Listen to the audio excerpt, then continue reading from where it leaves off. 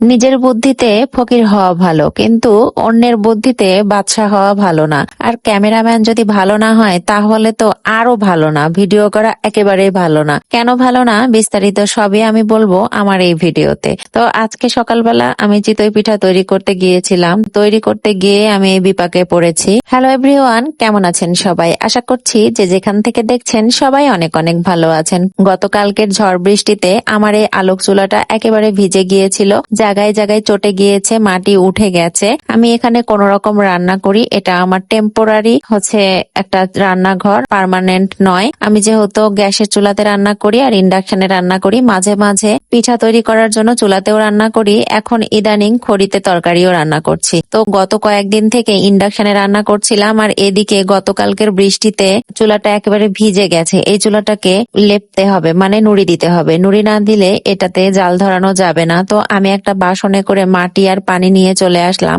আর আমি চুলাতে বরাবরই কড়াই পরিষ্কার করে তুলে রেখে দিই যাতে ভেতরে পানি না যায়। আমার শাশুড়ি আমাকে একেবারে ড্রেনের পাশে সামান্য একটু জায়গা দিয়েছে চুলা রাখার জন্য, তাতেও আমার কোনো সমস্যা নেই। আমি সব জায়গাতেই মানিয়ে নিতে পারি, জীবনের প্রথম থেকেই আমি সবকিছু মানিয়ে নিয়েই চলছি, তো তাই আমার অসুবিধা হয় না। তো আমি যেগুলো জায়গাতে চটে গিয়েছিল, মানে মাটি উঠে গিয়েছিল, সেই জায়গাগুলোতে মাটি আমি দিয়ে দিলাম। গ্যাসের প্রচুর দাম এবং বিদ্যুৎ বিলও প্রচুর ওঠে, সেই কারণে ইন্ডাকশন বাদ দিয়ে আর গ্যাসের চুলা বাদ দিয়ে আমি মাটির চুলাতে শিফট হয়েছি। মাটির চুলাতে তরকারি রান্না করলে খেতে বেশি ভালো লাগে, কিন্তু কড়াইয়ের কালি মাজতে গেলে হাতের একবারে 12টা বেজে যায়। তবুও কিছু করার নাই, সংসারের দিকটা চিন্তা ভাবনা করে মাটির চুলাতে রান্না করতে চলে এসেছি। তো আমি জায়গায় জায়গায় অনেকক্ষণ ধরে মাটি লাগাচ্ছিলাম। চুলা কিন্তু একেবারে তাড়াতাড়ি করে লেপা যায় না, সব দিকে মাটি লাগিয়ে তারপরে সুন্দরভাবে লেপে নিতে হয়। আর আমি ভেবেই রেখেছি চুলাটাকে ভালোভাবে লেপে পুছে নিয়ে তারপরে এখানে চিতাইয়ের খোলাটা দিয়ে দিব।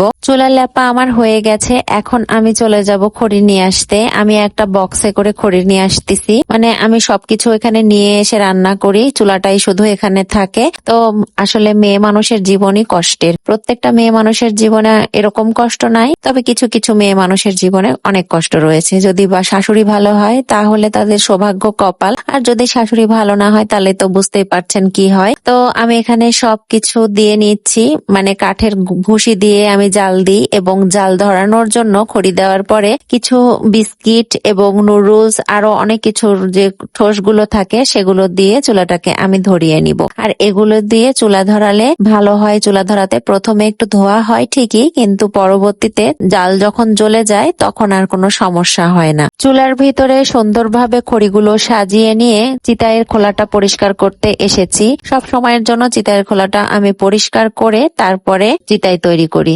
তো চিতাইয়ের খোলা পরিষ্কার করে উপর করে রেখে দিলাম, আর এখন চলে গেছি ঘরে। ঘরে এসে একটা বাসনে সামান্য লবণ এবং অল্প করে আটা নিয়ে নিচ্ছি। এটা কিন্তু চাউলের আটা। অল্প করে আটা নিয়ে এবং অল্প অল্প করে পানি দিয়ে এই আটাটাকে আমি মাখাবো। প্রথমে আমি ঠান্ডা পানি একটু একটু করে নিচ্ছি আর মাখাচ্ছি, তারপরে আমি গরম পানি দিব। গরম পানিটা আমি ওয়াটার হিটারে ফুটন্ত করে নিয়েছি, মানে টকবকে গরম করে নিয়েছি। আর স্বাভাবিক পানি দিয়ে আটাগুলোকে প্রথমে ডো করে নিচ্ছি, মানে মাখিয়ে শক্ত একটা ডো তৈরি করে নিচ্ছি। বিয়ের আগে আমি কোনো কাজই পারতাম না, বিয়ের পরে শ্বশুর বাড়িতে আসার পরে সব রকম কাজ শিখে গেছি। এক কথায় বলতে হয় শ্বশুর বাড়ি হচ্ছে শিক্ষণীয় একটা স্থান, ছেলের বউ হচ্ছে শিক্ষার্থী। প্রত্যেকে এখানে শিক্ষক, শুধু ছেলের বউকে শিখিয়ে যায়, কেউ ছেলের বউয়ের কাছ থেকে শিখিয়ে নেয় না। তো যাই হোক, আমি এখানে আটাগুলোকে সুন্দরভাবে গুলিয়ে নিলাম, আর গুলিয়ে নেওয়া হয়ে গেলে এটা নিয়ে চলে এসেছি চুলার পারে। চুলার পারে এসে ওই তো আগে থেকে খড়িগুলোকে সাজিয়ে রেখেছিলাম, সেখানে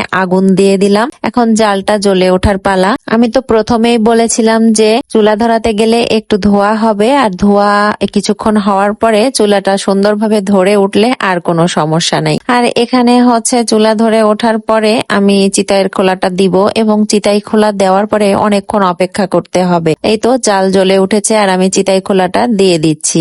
জানি না এই চিতাই খোলাকে কোথায় কি নামে ডাকেন, আমাদের এখানে চিতাইয়ের খোলাই বলে। তো এদিকে হচ্ছে আমার খালা শাশুড়ির কথা শুনে খোলা গরম না হতেই আমি চিতাইয়ের যে গোলাটা তৈরি করেছিলাম সেটা দিয়েছি, আর এদিকে আমার ছেলে ভালো করে ভিডিও করতে পারেনি, এমন করে ভিডিও করেছে যে চিটাই করার পুরো ভিডিওটা আমি ভালোভাবে করতে পারিনি, আর আমার চিতই পিঠাটা একদমই ভালো হয়নি। সেজন্যই প্রথমে বলেছি যে অন্যের বুদ্ধিতে বাদশা হওয়া ভালো না, কিন্তু নিজের বুদ্ধিতে ফকির হওয়া ভালো। তারপরে ঘরে এসে ওই চিতই পিঠাটাকে তো খেতে হবে, সেজন্য এখানে ঝোলা গুড় নিয়ে নিলাম। এটা ছিল খেজুরের গুড়, এটা দিয়ে এখন আমাদের এই চিতই পিঠাটা খেতে হবে, ফেলে দেওয়া তো আর যাবে না। এই ছিল আমার আজকের ভিডিও, দেখা হয়ে যাবে অন্য কোনো ভিডিও নিয়ে। সে পর্যন্ত সবাই ভালো থাকবেন, সুস্থ থাকবেন। আল্লাহ হাফেজ, আসসালামু আলাইকুম।